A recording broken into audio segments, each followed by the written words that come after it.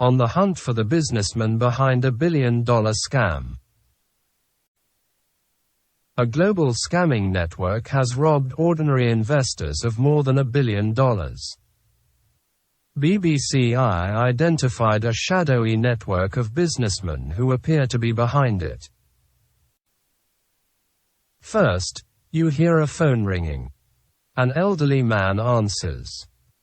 The caller introduces himself as William Grant, from the trading firm Solo Capitals. He says he has a great promotion to offer. The elderly man sounds vulnerable and confused. I'm not interested, he says. But William Grant is persistent. I only have one question, he tells the old man. Are you interested in making money?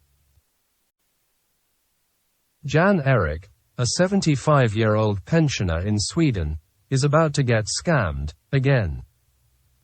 The call was made from the offices of Solo Capitals, a purported cryptocurrency trading firm based in Georgia.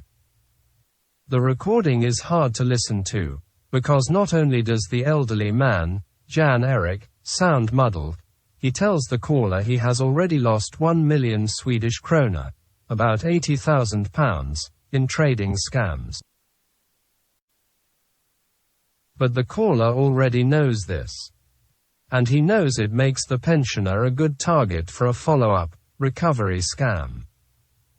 He tells Jan Erik that if he hands over his card details and pays a €250 deposit, Solo Capitals will use special software to track his lost investments and get his money back. We will be able to recover the whole amount, William Grant says. It takes him a while to wear Jan Erik down. But after about 30 minutes on the phone, the pensioner begins reading out his credit card details. The audio recording was saved by the company under the file name, William Sweden Scammed. The BBC obtained the file from a former employee, but the company had not tried hard to hide it. In fact, it had handed it out to new recruits as part of the company training package. This was a lesson in how to scam. The scam.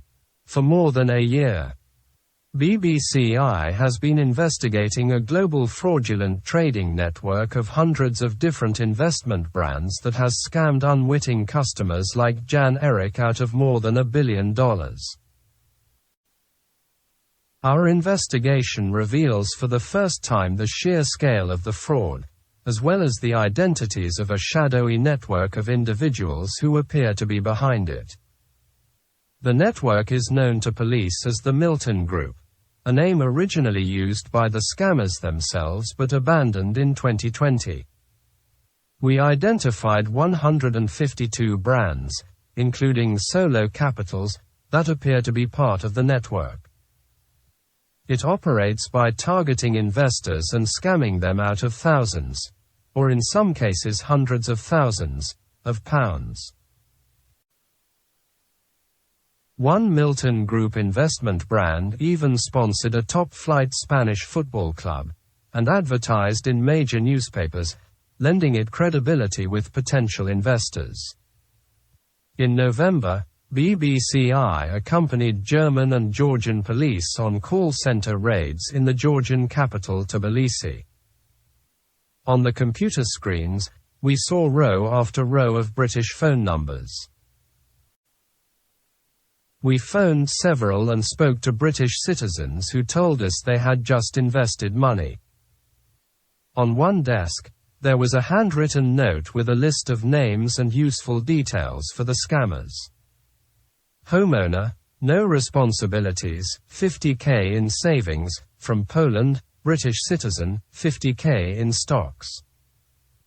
Next to the name of one British man, a note said, savings less than 10k, very pussy, should scam soon. The majority of victims sign up after seeing an ad on social media. Within 48 hours typically they receive a phone call from someone who tells them they could make returns of up to 90% per day. On the other end of the phone, there is usually a call center with many of the trappings of a legitimate business, a smart, modern office with an HR department, monthly targets and bonuses, away days and competitions for best salesperson.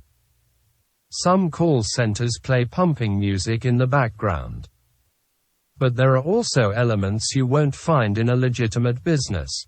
Written guidance on how to identify a potential investor's weaknesses and turn those weaknesses against them.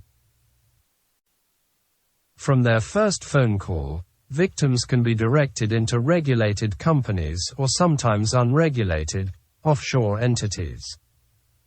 Some victims who signed up to regulated brands within the Milton Group are directed by their broker to place trades designed to lose the customer money and make money for the broker, a practice which is illegal under UK regulations.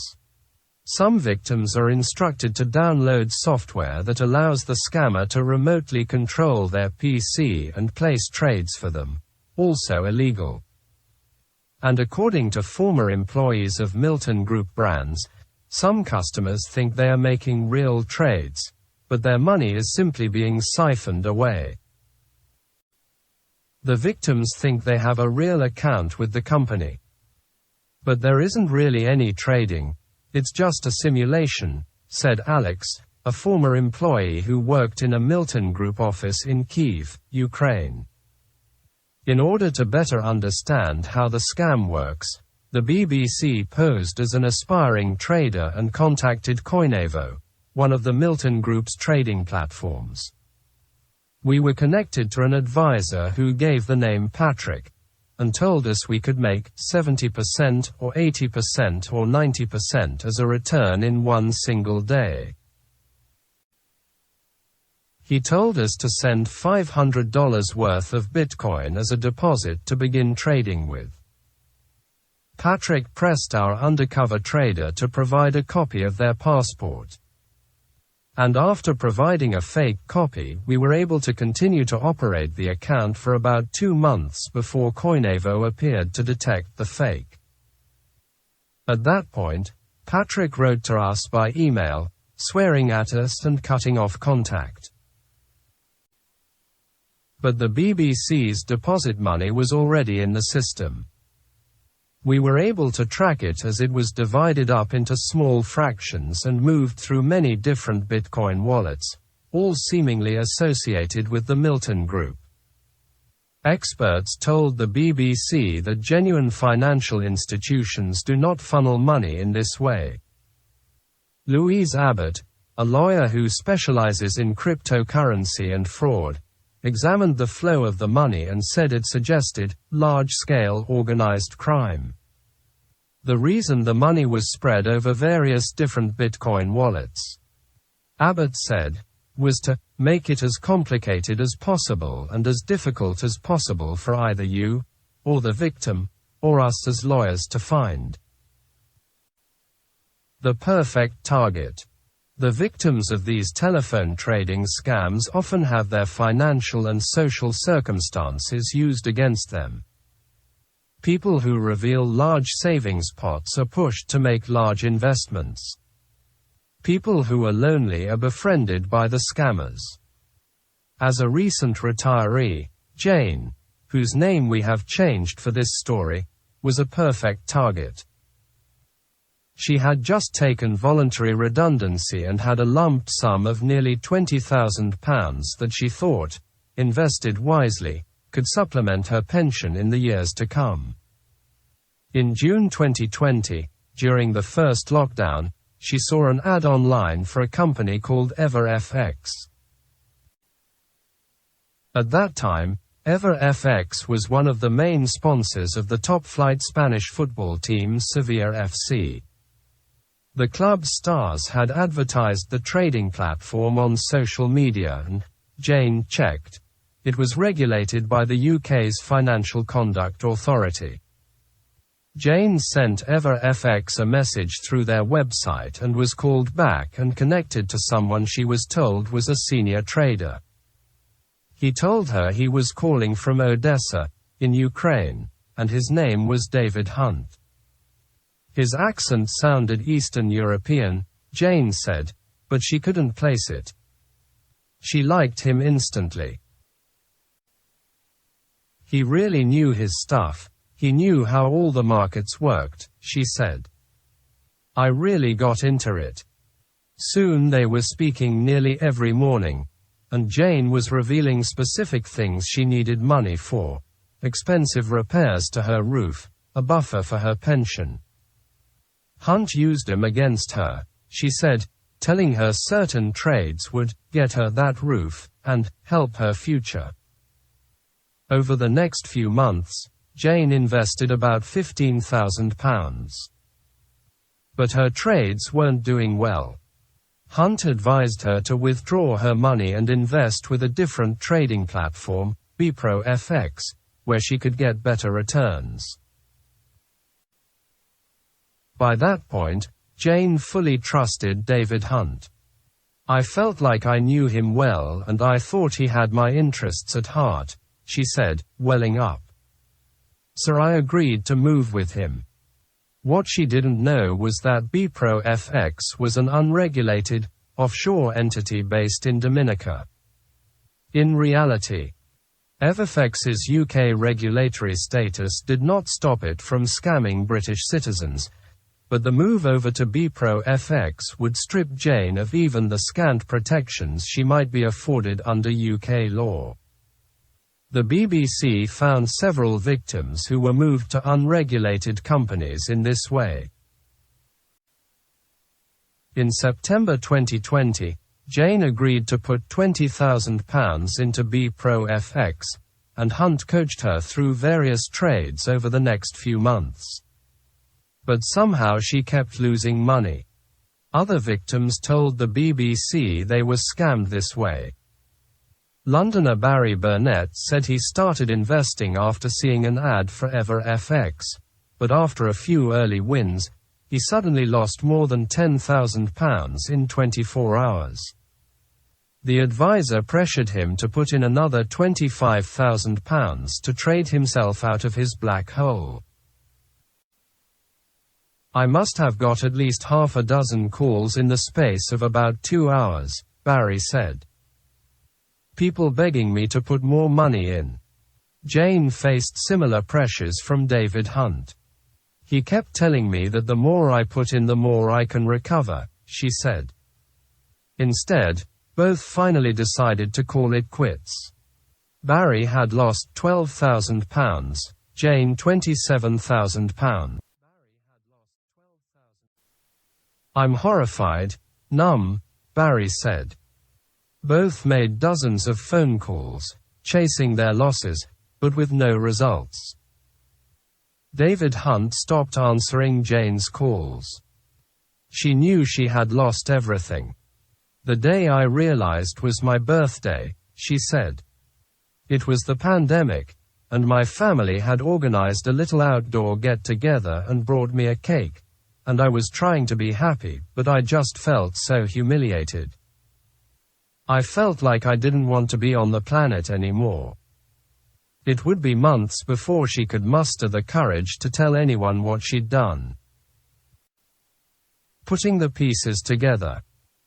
The operations of the Milton Group have been investigated before, by the Swedish newspaper Dagens Nyheter and others, but the BBC set out to identify the senior figures behind the global scam.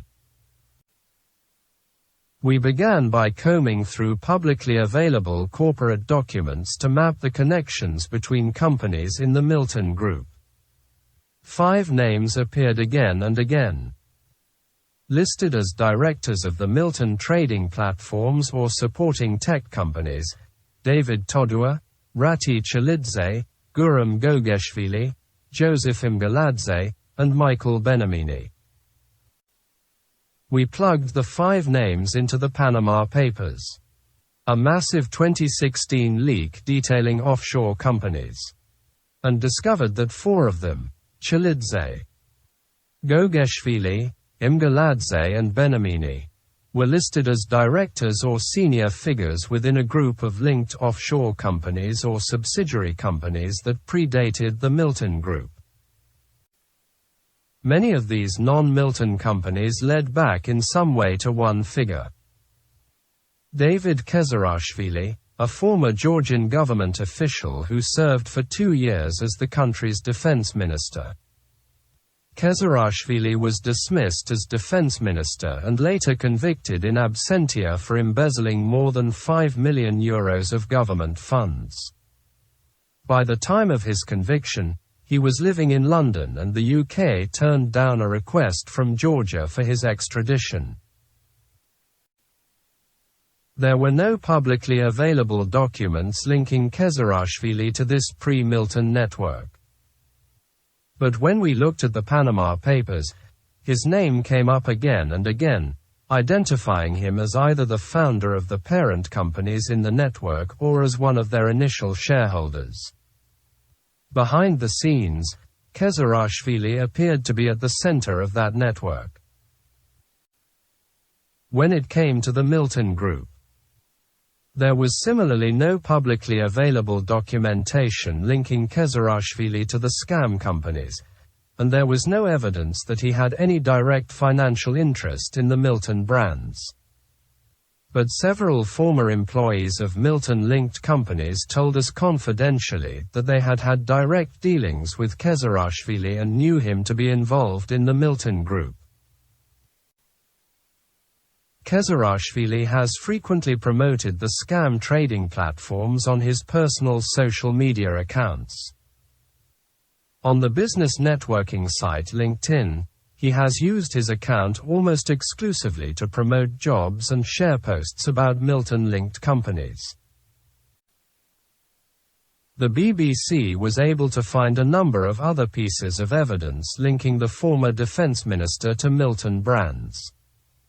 Several companies owned by Kezerashvili used a private email server on which the only other users were Milton Group companies. His venture capital firm, Infinity VC, owned the branding and web domains for companies that provided trading platform technology to the scammers.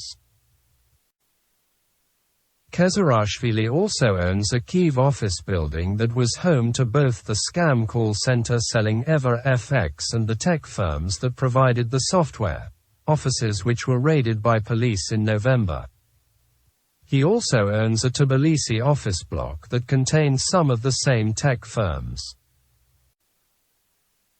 When the BBC examined social media profiles belonging to the 4 senior Milton Group men, it became clear from pictures posted of wedding parties and other social events that they all had close social ties to Kezerashvili.